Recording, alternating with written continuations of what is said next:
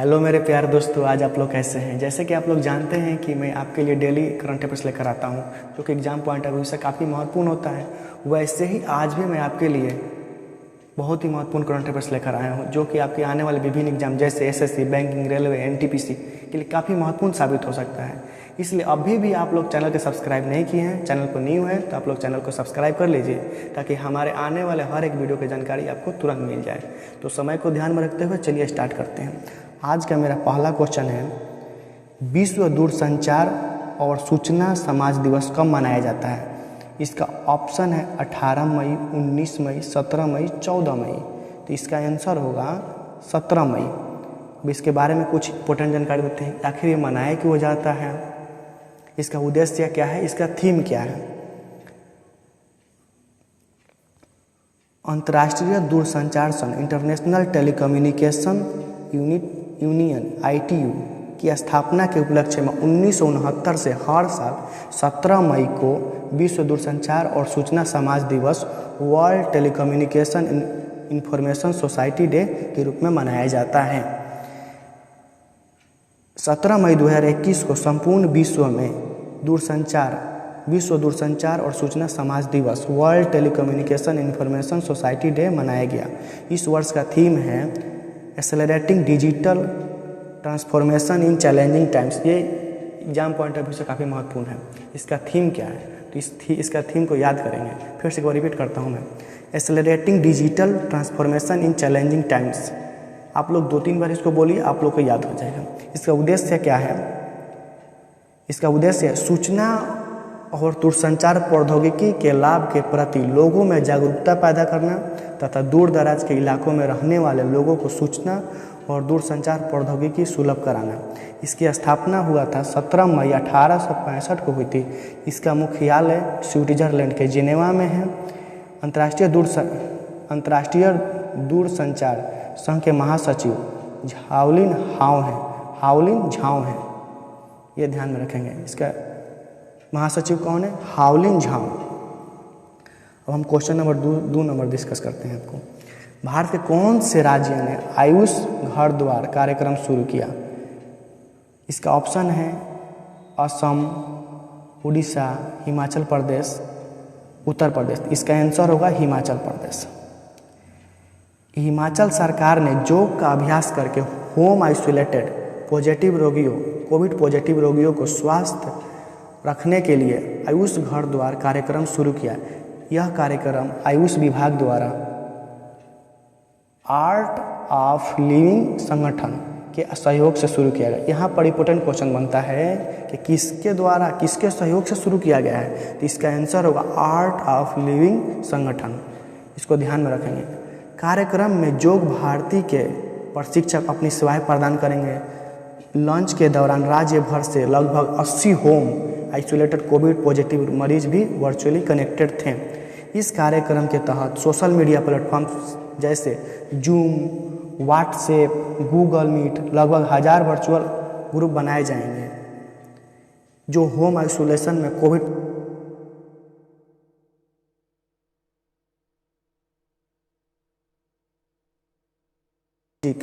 और आध्यात्मिक कल्याण सुनिश्चित करने के लिए एक समग्र स्वास्थ्य सेवा प्रदान करना है। हिमाचल प्रदेश के राज्यपाल कौन है, बंडारू दत्तात्रेय। हिमाचल प्रदेश के मुख्यमंत्री कौन है, जयराम ठाकुर। इसका राजधानी क्या है, शिमला। समर में इसका राजधानी हो जाता है शिमला, और विंटर के सीजन में इसका राजधानी हो जाता है धर्मशाला। याद रखेंगे, समर में शिमला, विंटर में धर्मशाला। यहाँ पर जिलों की संख्या है 12। लोकसभा की सीट है 4, राज्यसभा 3, विधानसभा 68। फिर से एक बार रिपीट करता हूँ। यहाँ हिमाचल प्रदेश में जिलों की संख्या कितनी है, 12, लोकसभा की कितनी संख्या है, 4, राज्यसभा की कितनी संख्या है, 3, विधानसभा सीट कितने हैं, तो 68। इसके कुछ हम भौगोलिक स्थिति भी देख लेते हैं। उत्तर पश्चिमी भारत में स्थित एक राज्य है।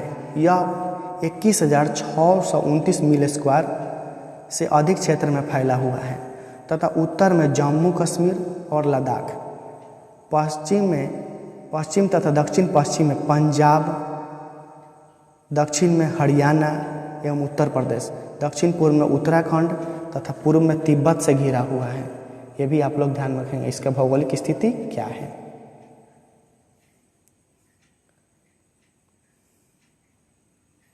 ये पंजाब, ये हरियाणा आपका हो गया, ये पंजाब हो गया, ये हरियाणा हो गया, ये चाइना हो गया, ये आपका जम्मू एंड कश्मीर हो गया, इधर आपका लद्दाख। ये भी ध्यान में रखेंगे आप लोग। अब क्वेश्चन नंबर 3 आप लोग के लिए डिस्कस करता हूँ। किसको यूएसए के राष्ट्रपति जो बिडेन के वरिष्ठ सलाहकार के रूप में नियुक्त किया गया है? ये बहुत ही वीवीआई क्वेश्चन है कि जो बिडेन के वरिष्ठ सलाहकार के रूप में किससे नियुक्त किया गया है? तो इसका आंसर होगा नीरा टंडन। इसका आंसर होगा नीरा टंडन। इसकी कुछ इंपॉर्टेंट जानकारी हम देते हैं आपको, आइए। भारतीय अमेरिकी नीरा टंडन को अमेरिकी राष्ट्रपति जो बिडेन की वरिष्ठ सलाहकार नियुक्त किया गया है। वह वर्तमान में एक प्रगतिशील think tank centre for American progress के अध्यक्ष और सीईओ हैं। अभी वर्तमान में वो क्या है? Think tank centre for American progress, CAP जिसे बोलते हैं, कि अध्यक्ष और सीईओ हैं। अब ऑप्शन में था क्या? Martin graphics. तो मार्टिन ग्राफिक्स अभी फिलहाल कल ही मैं चर्चा किया हूँ। ये क्या है? United nation humanitarian chief. अब मेरा ऑप्शन में क्या है? श्वेता मंडल। श्वेता मंडल क्या है? तो ये सिडबी ड्यूटी मैनेजिंग डायरेक्टर है, सिडबी के ड्यूटी मैनेजिंग डायरेक्टर है। रमेश पवार कौन है? तो हेड कोच ऑफ इंडिया, ये सीनियर वुमेन क्रिकेट टीम के कोच हैं। ये भी ध्यान में रखेंगे आप लोग। Question number 4, footwear brand Bata India के नए सीईओ कौन बने हैं? फुटवियर ब्रांड बाटा इंडिया के नए सीईओ कौन बने हैं? तो इसका आंसर होगा गुंजन शाह। इसका आंसर होगा गुंजन शाह। इसके बारे में कुछ हम इंपॉर्टेंट जानकारी देते हैं आपको।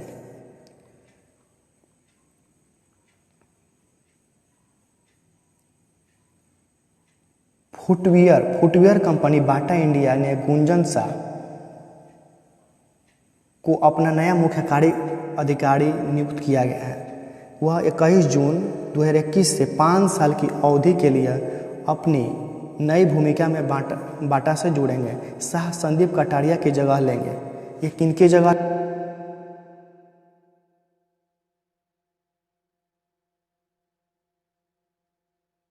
किया गया था?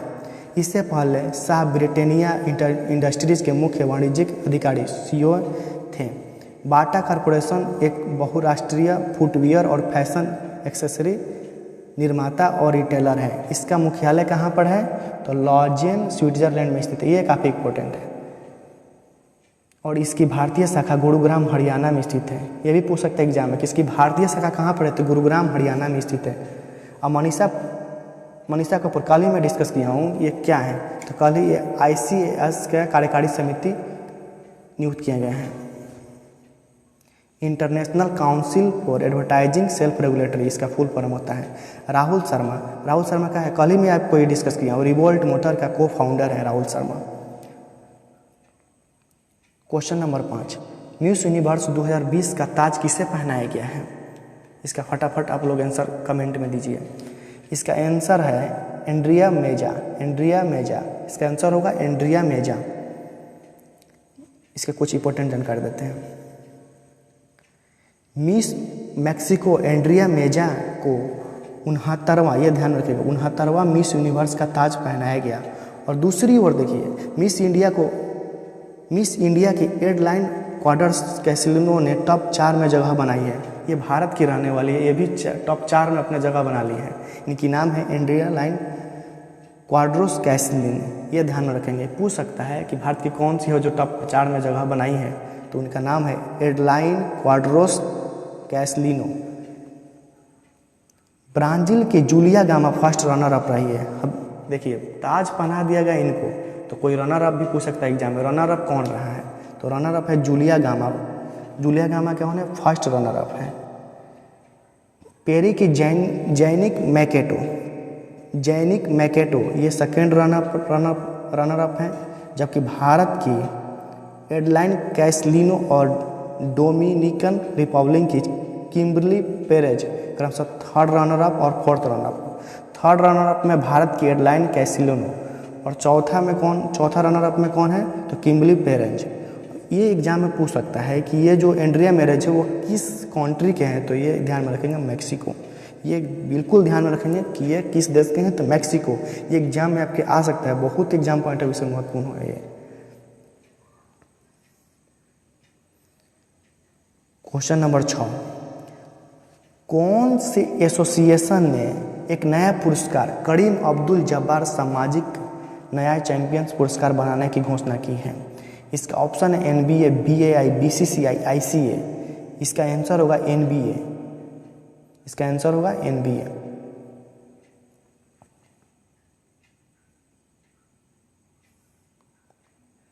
नेशनल बास्केटबॉल एसोसिएशन ने सामाजिक न्याय की लड़ाई में आगे बढ़ने वाले खिलाड़ियों के सम्मान के लिए एक नया पुरस्कार करीम अब्दुल जब्बार सामाजिक न्याय चैंपियन पुरस्कार बनाने की घोषणा की है। प्रत्येक NBA टीम विचार के लिए एक खिलाड़ी को नामांकित करेगी, वहाँ से 5 फाइनलिस्ट चुने जाएंगे और अंत में एक विजेता होगा। विजेता खिलाड़ी को उसकी पसंद के चैरिटी के लिए $1,00,000 प्राप्त होंगे। NBA की स्थापना कब हुआ था? यहाँ पर इंपॉर्टेंट क्वेश्चन बनता है कि NBA के आयुक्त कौन है, तो एडम सिल्वर। ये ध्यान में रखेंगे। इसका मुख्यालय कहाँ है, तो न्यूयॉर्क, संयुक्त राज्य अमेरिका। इसकी स्थापना कब हुआ था, तो 6 जून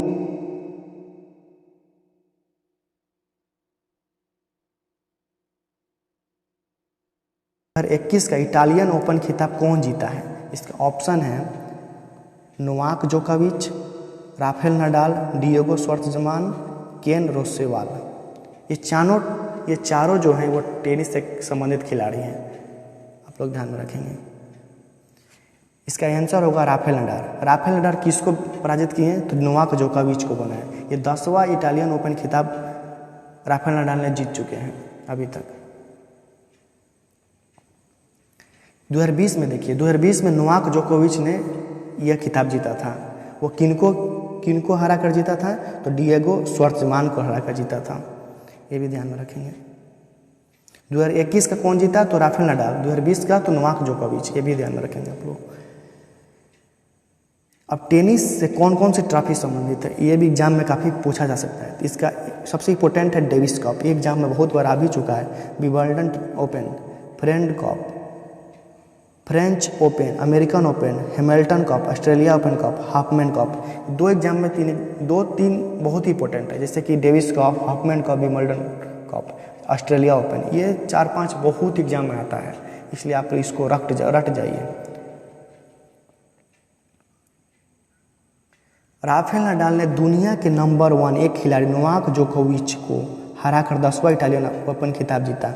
दूसरी वरीयता प्राप्त नडाल ने जोड़ी के बीच 57वें कैरियर प्रदर्शन में गत चैंपियन के खिलाफ 2 घंटे 49 मिनट में, कितने 2 घंटे 49 मिनट में 7-5, 1-6-6-3 से जीत दर्ज की। इस जीत ने नडाल को 36वां ATP मास्टर 1000 का ताज भी दिलाया, जिसने 1990 में श्रृंखला की स्थापना के बाद से जोकोविच के रिकॉर्ड की बराबरी की। अब यही खिताब महिला वर्ग में कौन जीता है, तो ध्यान में रखेंगे। एग्जाम पूछ सकता है महिला एकल वर्ग में इटालियन ओपन खिताब कौन जीता, तो इसका आंसर होगा इगा स्वीटेक ने चेक 9वीं वरीयता प्राप्त कैरोलिना प्लिस्कोवा को हराकर इटालियन ओपन का खिताब जीता। महिला में कौन जीता है, तो इगा स्वीटेक। और पुरुष एकल में कौन जीता है, तो Rafael Nadal. Exam point of view से काफ़ी महत्वपूर्ण है। हाँ देखिए, 2020 का यह खिताब पुरुष वर्ग में नोवाक जोकोविच ने जीता था, मैं आपको पहले ही बताया। महिला वर्ग में सिमोन हालेप। 2020 में महिला वर्ग में कौन जीता था, सिमोन हालेप। 2020 का भी याद रखेंगे और 2021 का भी याद रखेंगे, क्योंकि exam point number 6 month 1 year के बीच में ही पूछा जाता है, इसलिए आप लोग करंट अफेयर से रिलेटेड, इसलिए आप लोग ध्यान रखेंगे। MS नरसिम्हन का निधन हो गया। वो एक क्या थे, गणितज्ञ, पोषण वैज्ञानिक, खगोलिक वैज्ञानिक, शिल्पकार। आप लोग बताइए कमेंट में क्या है। यह एक बहुत ही बड़ा गणितज्ञ है। इनका आंसर होगा गणितज्ञ। इसका आंसर होगा गणितज्ञ। इनके बारे में कुछ इंपॉर्टेंट जानकारी देते हैं। प्रसिद्ध भारतज्ञ प्रसिद्ध भारतीय गणितज्ञ प्रोफेसर एम.एस. नरसिम्हन का निधन हो गया। Professor Narasimhan CS. शेषाद्री के साथ नरसिम्हन शेषाद्री प्रमेय के प्रमाण के लिए जाने जाते थे। वह विज्ञान के क्षेत्र में किंग फैसल अंतर्राष्ट्रीय पुरस्कार, यह एग्जाम पॉइंट ऑफ व्यू से काफ़ी महत्वपूर्ण है, इसीलिए मैं इसका रेड मार्किंग किया हूँ। किंग फैसल अंतर्राष्ट्रीय पुरस्कार, ये मात्र एक भारतीय है, एक बार ये भी ध्यान में रखेंगे। किंग फैसल अंतर्राष्ट्रीय पुरस्कार प्राप्त करने वाले एकमात्र भारतीय हैं ये। यस,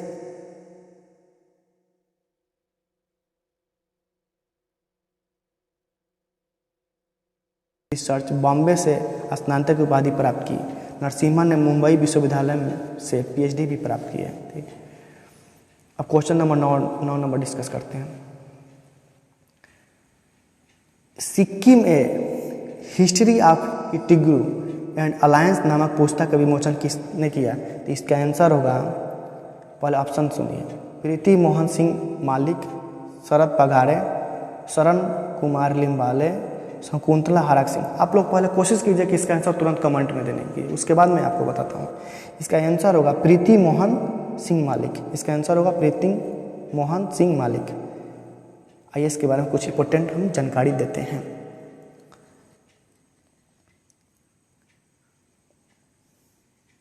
हार्पर कॉलिंस इंडिया द्वारा प्रकाशित पुस्तक Sikkim a history of intrigue and alliance of का विमोचन किया 16 मई को किया गया है। कितने मई को? 16 मई को किया गया, जिसे सिक्किम दिवस के रूप में मनाया जाता है। सिक्किम दिवस कब मनाया जाता है? 16 मई को मनाया जाता है। उसी दिन यह पुस्तक का प्रकाशन किया गया है। ठीक है, ध्यान में रखेंगे। पूर्व राजनयिक प्रीति मोहन सिंह मालिक ने अपनी नई किताब में सिक्किम के तत्कालीन साम्राज्य के अनूठे इतिहास में अंतर्दृष्टि को इस दिलचस्प कहानी के साथ जोड़ा है कि यह भारत का 22वां राज्य कैसे बन गया। अब देखिए, एक एग्जाम में बहुत ही बार क्वेश्चन आता है कि के बिरला फाउंडेशन द्वारा कौन कौन से पुरस्कार दिए जाते हैं। तो देखिए, व्यास सम्मान दिया जाता है, सर्वशक्ति सम्मान, बिहारी पुरस्कार, ये तीनों के बिरला फाउंडेशन के द्वारा दिया जाता है। यह मैं एक्स्ट्रा टॉपिक कवर किया हूँ। शरद पगारे को 2020 में व्यास सम्मान पाटलिपुत्रा की सामग्री के लिए मिला था, पाटलिपुत्रा की सामग्री के लिए। उसी तरह शरण कुमार लिम्बाले, इनको सरस्वती सम्मान मिला 2020 में। किसके लिए मिला? तो सनातन के लिए मिला। फिर से मैं रिपीट करता हूँ एक बार, फिर से इसको याद कर लीजिए, बहुत ही इंपॉर्टेंट क्वेश्चन है। शरद पगारे को 2020 में व्यास सम्मान पाटलिपुत्रा की सामग्री के लिए मिला था। उसी प्रकार शरण कुमार लिम्बाले को सरस्वती सम्मान मिला था 2020 में सनातन के लिए। ध्यान रखें। क्वेश्चन नंबर 10, अंतर्राष्ट्रीय प्रकाश दिवस कब मनाया जाता है? अंतर्राष्ट्रीय प्रकाश दिवस कब मनाया जाता है? इसका आप लोग आंसर बताएं। इसका ऑप्शन है 16 मई, 17 मई, 18 मई, 20 मई। इसका आंसर होगा 16 मई। भौतिक विज्ञान और इंजीनियर थियोडर मैमन, क्या है? थियोडर मैमन, ये याद रखेंगे। थियोडर मैमन द्वारा 1960 में लेजर के पहले सफल संचालक की वर्षगांठ को चिन्हित करने के लिए प्रत्येक वर्ष 16 मई को अंतर्राष्ट्रीय प्रकाश दिवस मनाया जाता है। यह दिन उस भूमिका का जश्न मनाता है जो प्रकाश विज्ञान, संस्कृति और कला, शिक्षा और सतत विकास और चिकित्सा, संचार और ऊर्जा के रूप में विविध क्षेत्रों में यूनेस्को की लक्ष्य शिक्षा, समानता और शांति को प्राप्त करने में मदद करता है। याद रखेंगे, फिर से रिपीट करता हूँ। यूनेस्को की लक्ष्य शिक्षा, समानता और शांति को प्राप्त करने में मदद करता है। अंतर्राष्ट्रीय प्रकाश दिवस 2021 अंतर्राष्ट्रीय प्रकाश दिवस का विषय क्या है? यहाँ पर सबसे इम्पोर्टेंट क्वेश्चन बनता है कि 2021 का अंतर्राष्ट्रीय प्रकाश दिवस का थीम क्या है, विषय क्या है? इसका ये है विज्ञान पर विश्वास, ट्रस्ट साइंस, विज्ञान पर विश्वास। बहुत ही अच्छा क्वेश्चन है। अब यहाँ से बनता है, यूनेस्को का मुख्यालय कहाँ पर है? पेरिस, फ्रांस में। यूनेस्को के अध्यक्ष कौन है? ऑड्रे ओजेले। यूनेस्को के अध्यक्ष हैं ऑड्रे ओजेले। इसकी स्थापना 16 नवंबर 1945 को हुई थी।